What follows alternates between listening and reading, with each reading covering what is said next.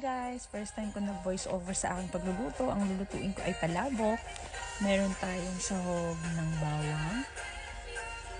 Meron din akong sibuyas. Naglalagay din tayo ng tinapa. Yung tinapa pinirito at hinimay ko na. Meron din dahon ng sibuyas na hiniwa ko ng maliliit. Meron ding hipon. Nilaga ko na rin yung hipon at binalatan. Meron ding nilagang itlog. Binalatan ko na din siya. Meron din akong giniling na manok. Meron din akong shrimp cube.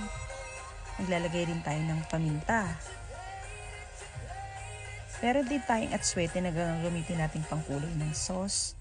Meron din chicharon. Simulan na natin. Magisa na tayo ng atswete sa mantika. Yan, gisa-gisa lang hanggang sa medyo kumulay na yung atswete.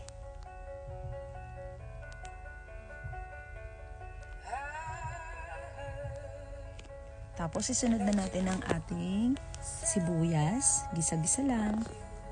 Yan, gisa-gisa lang hanggang sa makita natin na medyo luto na yung sibuyas. Isunod na natin ang ating bawang.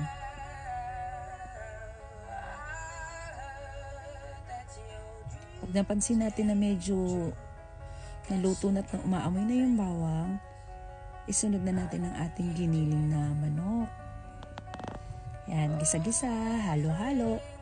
Halo-halo natin para maglasa yung aroma ng bawang, sibuyas sa giniling na manok.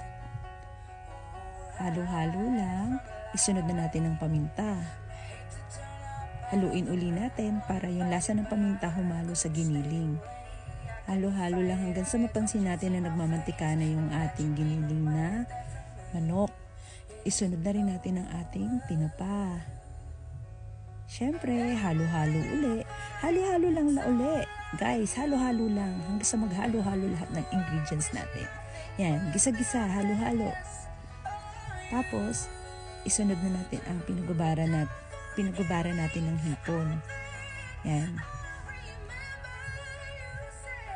Tinabi ko talaga yan. Pati yung ulo niyan gagawin ko, dudurugin ko yan sa sabaw para mas malasa. Tapos, isunod na natin ang atswete.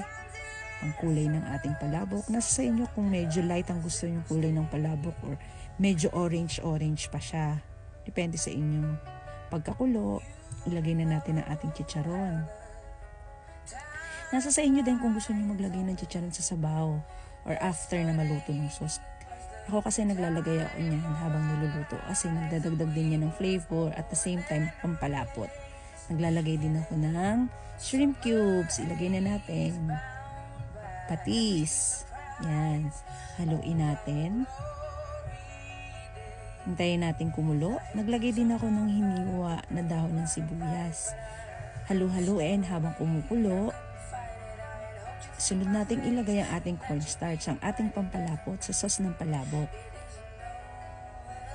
Yan. Halu-haluin lang natin.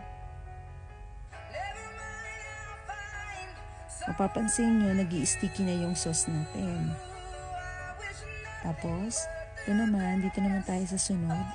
Inilaga ko na yung noodles ng palabok ahead of time. Tapos, pinakuluan ko na rin siya. Ayan, luto na. Tinanggal ko na rin siya sa mainit na tubig. In-strain. Ready na ako for plating.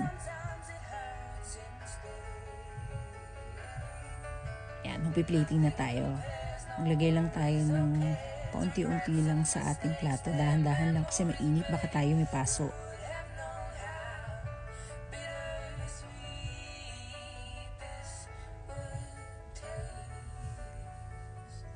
Tapos, isunod na natin yung sauce ng palabok. Yan, maglagay lang tayo paunti-unti.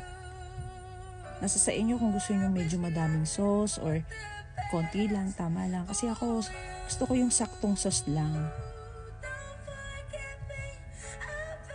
Yan.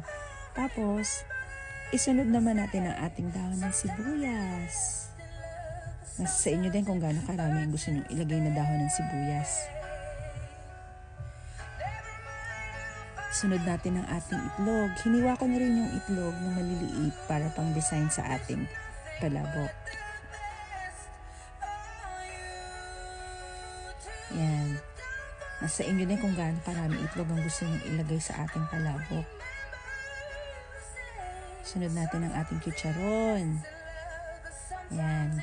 Pwede din nating damihan yung ilalagay nating chicharon. Mas madami, mas masarap na chicharon. Sunod naman natin ang ating hipon. Hiniwa ko na rin na maliliit ang ating hipon. Yan, ito na ang ating finished product ng ating special palabok. Diba? Mukhang masarap. For sure, masasarapan talaga kayo sa palabok na to. Kasi special palabok to. Para mas masarap, lagyan din natin siya ng lemon. Yan, diba? Ang sarap. Try nyo rin subukan at lutuin to, guys. Salamat! Salamat sa inyong panonood. Sana magustuhan nyo ang aking special palabok. Bye guys! Salamat sa panonood.